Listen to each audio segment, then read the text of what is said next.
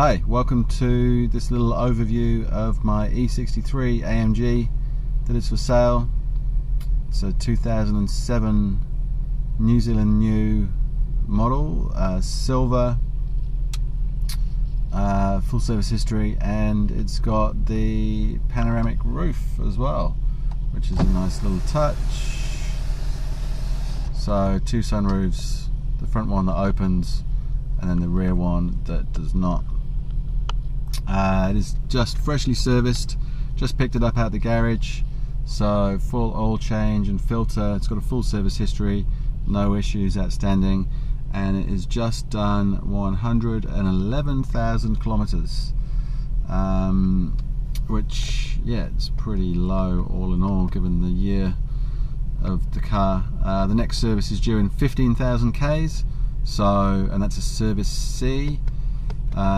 So that's still, well, a reasonable amount of time for pretty worry-free travelling. Interestingly enough, it's around town it's not the most efficient car, to be fair, but on the open road it's actually not that bad. Like, I've been from Auckland to Whakatane and back on a full tank, which I'm not even sure how many Ks that is, but it must be about 600 Ks, I think. Which really surprised me. So overall, let's have a look. So that's 274 hours of driving. So I don't think the trip has ever been reset on this. Oh no, so that's over 10,300 kilometers. It's averaged 14.5 litres per 100 Ks. Yeah, could be worse, that's for sure.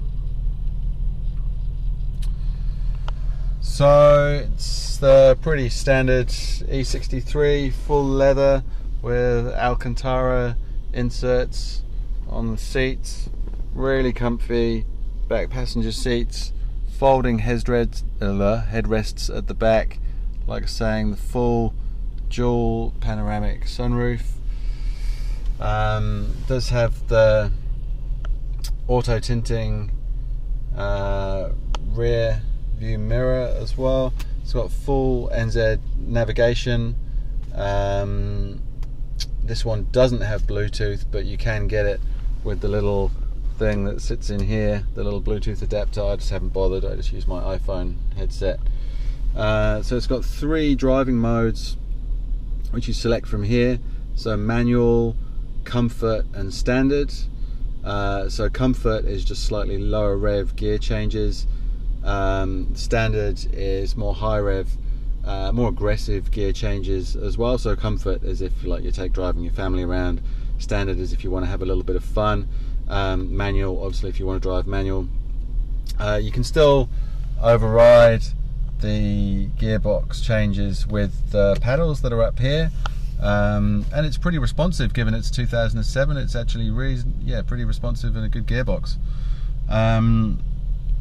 It's got a pretty feature-rich car. I mean, you've got to remember this was a $220,000 car when it was new, so it was like up there, top of the line. It's got auto wipers, auto lights. It's got spotlights at the front of the car which turn on or off if you're going around a corner. So you move the steering wheel to the right or turn it to the right and the right hand spotlight comes on, same with the left. So that's pretty good. Electric, everything pretty much full electric memory seats with 3 presets.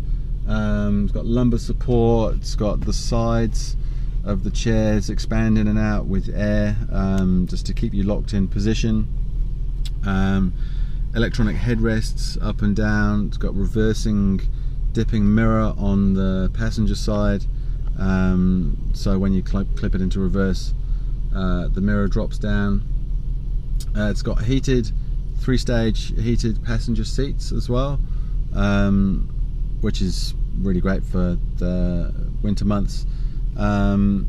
Heated mirrors, just like the rear windows, the demisting. Yeah, covers for or motorized covers for the sunroofs. It's got this ambient lighting as well, which is actually really nice, so that you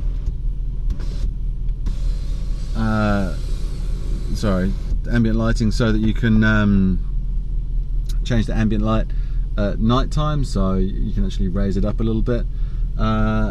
It's got the standard sound factory sound system, which is actually really good, but most importantly, this car's engine. So that's the 6.3 litre Mercedes hand-built AMG V8 that's producing 507 horsepower, which is a pretty unbelievable engine, to be fair.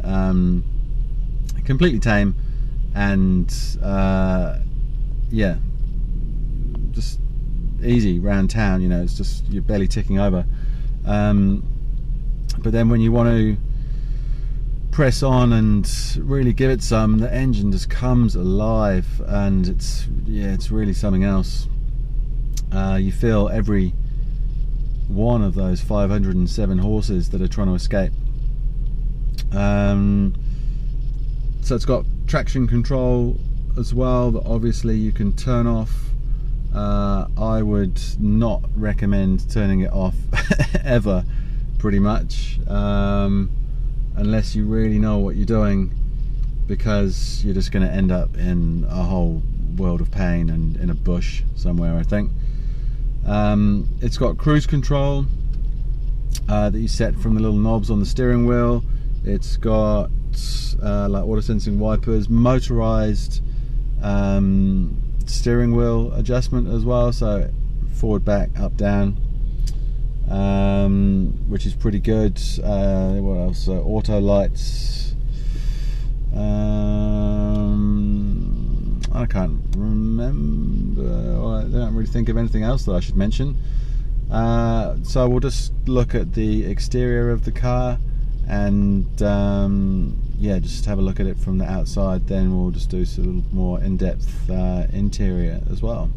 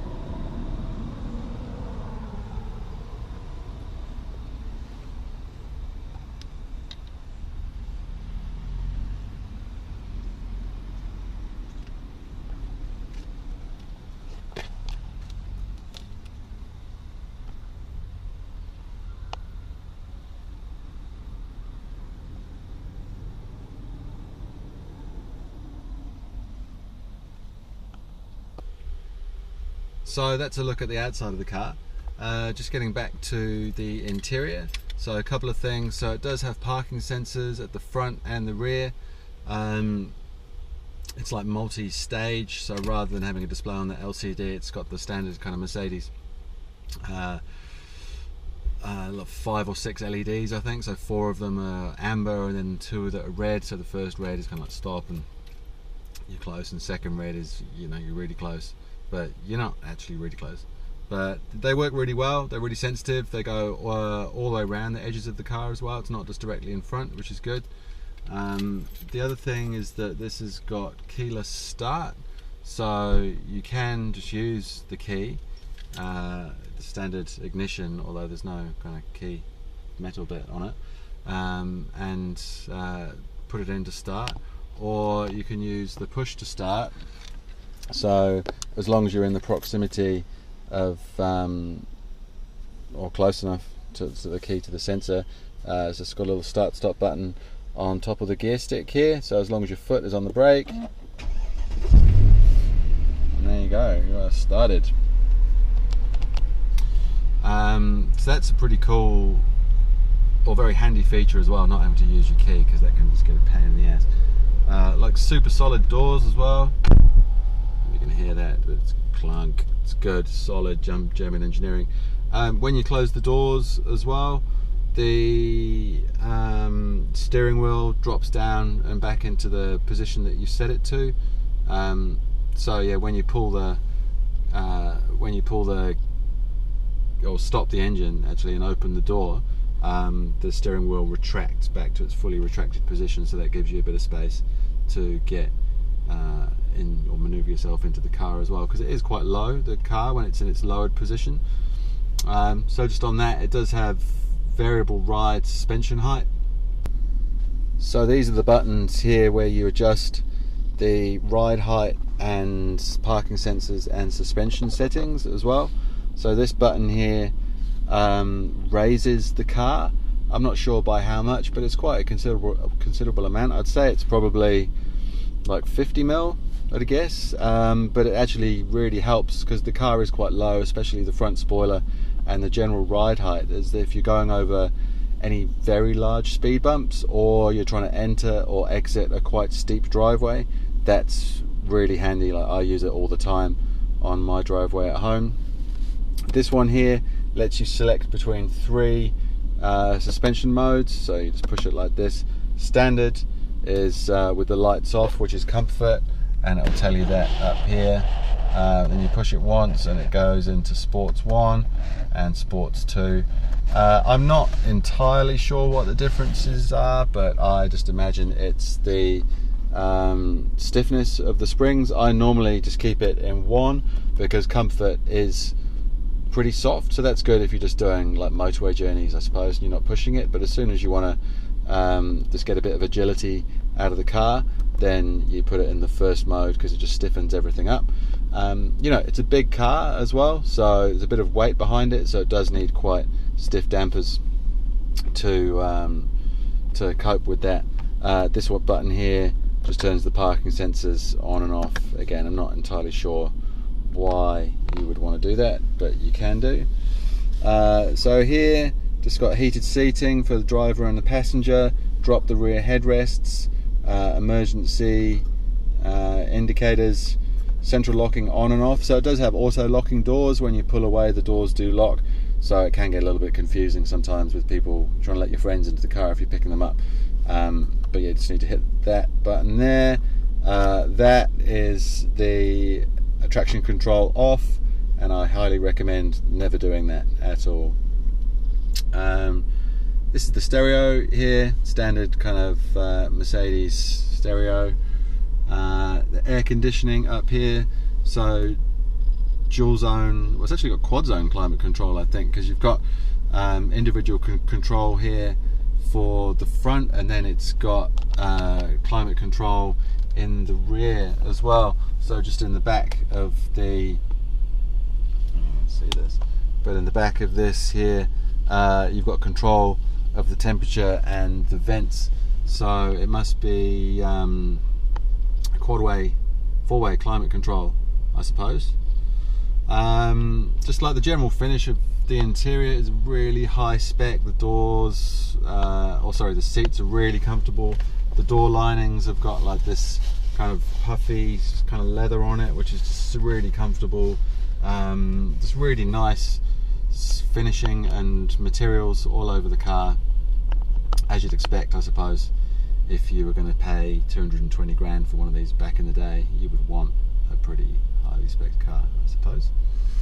So it's just had a fresh warrant, so that's valid until March 2019, so that's a year, and the service isn't due for another 15,000 Ks, which is good, so it's pretty trouble-free motoring.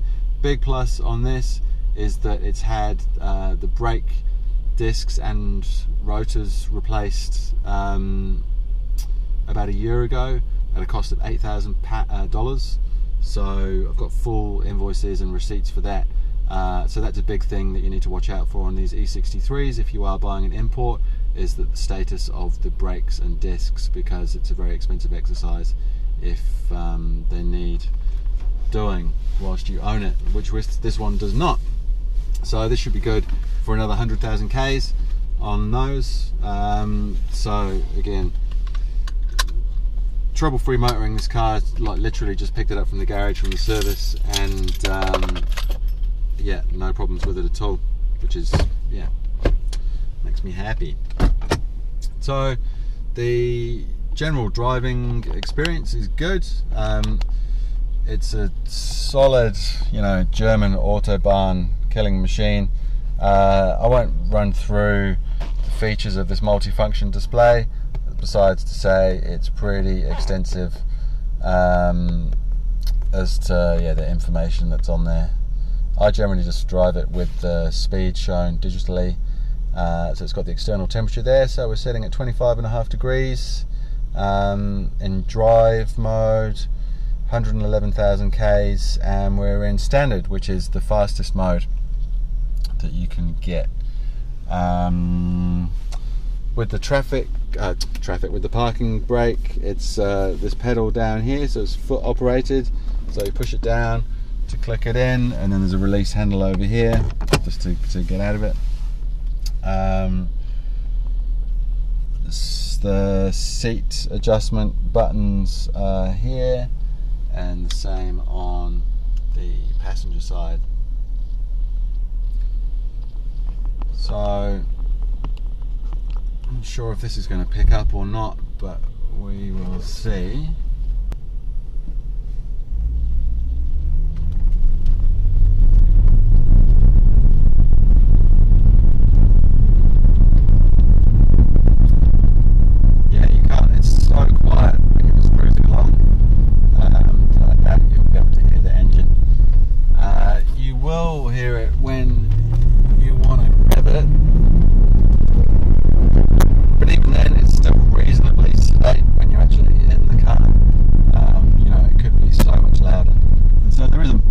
Cheap mod that you can do to cut the cat box out of the pipe. That makes it a lot louder, but it's almost what it is, pretty much unsociably loud.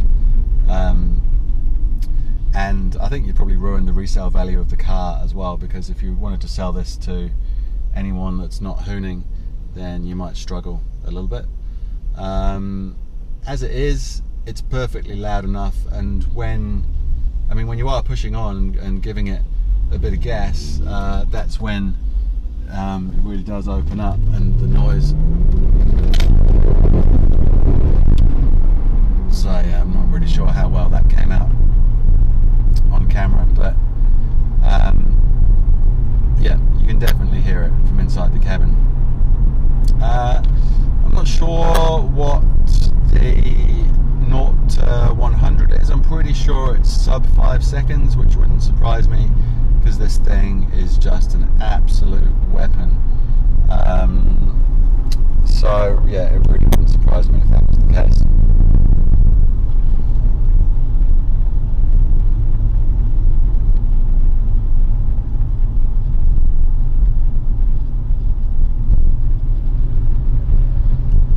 So I've been happy with this car. It's, yeah, an absolute pleasure to drive. So one thing, so I'm selling it because I'm getting a station wagon.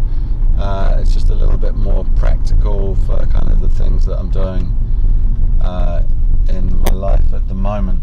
But one comment just on the boot space of this is that it's absolutely huge. I don't know what the literage is, but it's massive. You can fit so much stuff in the boot. It's cavernous. So as a vehicle to go away and travel with multiple people, it is really good because you can just fit so much stuff in it. And there's heaps of room in the back for your passengers. And it's got fold down seats as well, actually. So if you did in the back, so if you do need to fit extra stuff or extra long stuff in the back, like, I don't know, skis or snowboards or something, you can do it, because the rear seats do fold down, and they're split seats as well, from what I can tell.